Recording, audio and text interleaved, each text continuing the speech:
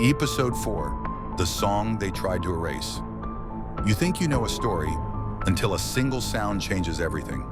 When Liam Cross vanished, the town of Westmore mourned.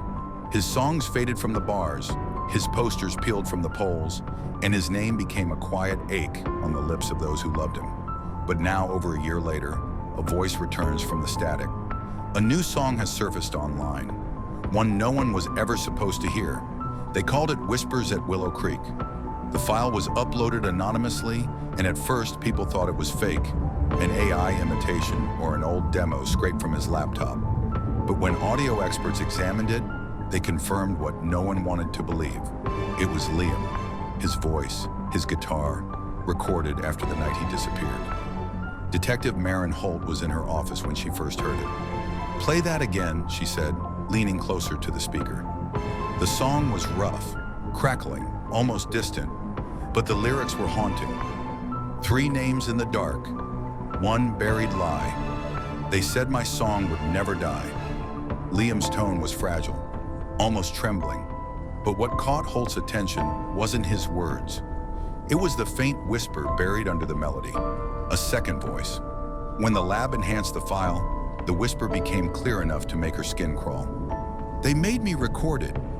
The metadata traced back to an old server owned by a now-defunct local radio station, WMR 92.4, once operated by Harold Reed, Amber Reed's father. The station sat on the edge of town, boarded up, swallowed by weeds. Inside, the smell of dust and burned wires filled the air. Most of the computers were gutted, wiped clean, but Holt found one tower still humming faintly.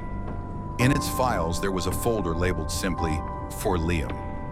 Inside were fragments, voice memos, unfinished lyrics, raw takes of songs never released. But the last recording wasn't a song at all. It was a phone call. Liam's voice shaky, desperate. "I think I've made a mistake.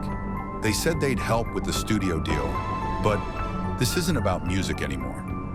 Then silence, followed by the sound of someone entering the room, footsteps, and a voice Holt recognized instantly from past tapes. "Harold Reed, you're in too deep now, son. Best forget what you heard." Holt started connecting dots. Weeks before Liam vanished, the town council had approved a mysterious land purchase near Willow Creek. The buyer was hidden behind shell companies, but the money trail led to one place, the Willow Room, the bar where Liam used to perform. And tucked beneath it, a sealed basement that hadn't been touched in decades. Locals called it the Hollow Room. That phrase echoed in Liam's last recording. "If anyone hears this, check the Hollow Room." It took a warrant and 2 officers to pry open the door beneath the stage. The air was thick with rot. Dust covered the equipment, an old mixing board, cables, microphones. And on the wall, half buried under plaster, was a rack of cassette tapes labeled with initials, HR, DR, CH council members. Holt played one. Voices crackled through the static. "Get rid of the tapes. The kid knows too much. If the story leaks, the whole town falls." She froze. They weren't talking about an accident. They were talking about a cover-up. Liam hadn't just stumbled into danger. He'd been silenced for hearing what he shouldn't have. And the Reeds weren't acting alone. Back at her office, Holt loaded Liam's final song into her laptop. She listened again, frame by frame, until something caught her eye. A strange signal embedded deep in the waveform. It wasn't random noise. It was data, binary code. When decoded, it formed a single file name, WillowTruth02.mp3, a file that didn't exist anywhere until that moment. Her computer beeped.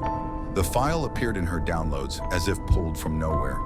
She hesitated, then clicked. The audio played, a distorted voice whispering through static. "If you're hearing this, it means they found me too." The voice wasn't Liam's.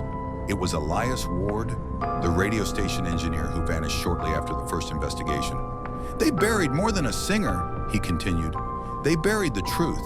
But you can't erase a song forever." Then silence. That night, Holt tried to trace the IP address from the upload. But before she could finish, her screen flickered. One by one, her files began to vanish. Audio logs, photos, transcripts, erased in real time. Then her speakers came alive. faint melody, Liam's voice again, singing from nowhere. They tried to erase the truth. Her computer shut down completely, and when she turned it back on, a new message blinked at the center of the screen. The broadcast isn't over.